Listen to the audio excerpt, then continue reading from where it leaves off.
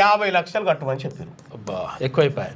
50 లక్షలు 50 లక్షలు కట్టమని చెప్పారు. ఈ 443.5 కోట్ల రూపాయలు ఈయనకు మాఫీ చేసింది ప్రభుత్వం.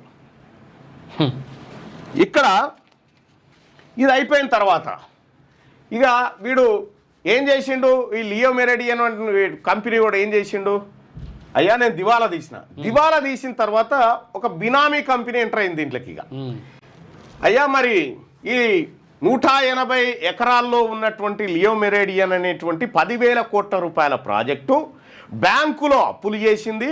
ఆ అప్పులు కట్టలేకపోయింది. అప్పులు ఇచ్చిన వాళ్ళు మా కోర్టుకు వచ్చిర్రు, మా ట్రైబ్యునల్కి వచ్చిర్రు. మా ట్రైబ్యునల్కి వస్తే మా ట్రైబ్యునల్లో మేము విచారించి పాపం ఎందుకు కట్టలేకపోయిండో తెలుసుకున్నాం. అతని దగ్గర డబ్బులు లేవని చెప్పి మేము ఆఖరికి ఈ ప్రాజెక్టు మొత్తాన్ని ఎంత కమ్మాలనుకుంది, ఎంత అంటే 237 కోట్లు.